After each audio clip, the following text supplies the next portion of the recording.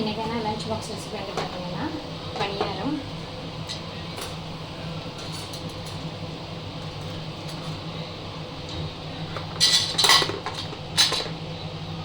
இது கூட வந்து பார்த்தீங்கன்னா லெமன் ரைஸ்.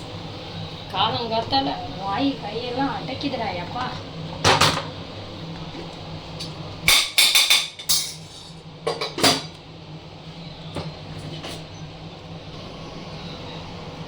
லஞ்சுக்கு வந்து பார்த்திங்கன்னா லெமன் ரைஸ் தான் பண்ணியிருக்கேன்.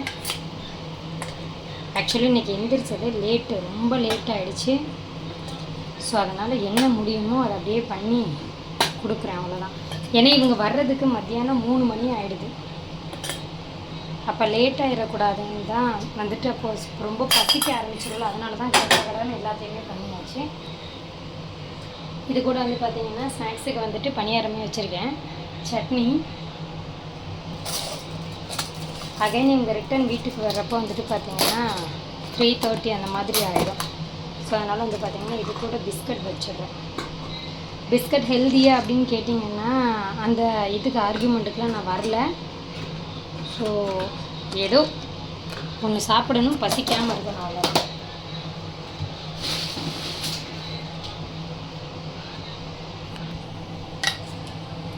பணியாரத்துக்கு தொட்டுக்கிறதுக்கு வந்து பார்த்திங்கன்னா தக்காளி சட்னி.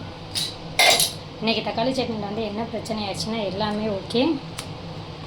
பிரச்சனைனா காஞ்ச மிளகா வந்து ரொம்ப அப்படியே காரம் ஆகிடுச்சு. 2 தான் போட்டேன். அதுவே வந்து பார்த்திங்கன்னா அப்படியே ரொம்ப உரைக்கிற மாதிரி ஆயிடுச்சு.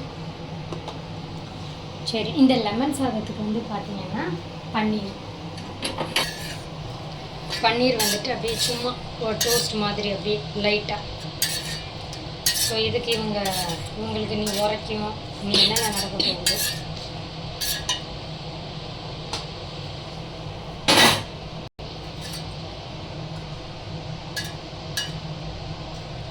லெமன் ரைஸில் உப்பு இப்போல்லாம் இருக்கா என்னன்னு தெரியல.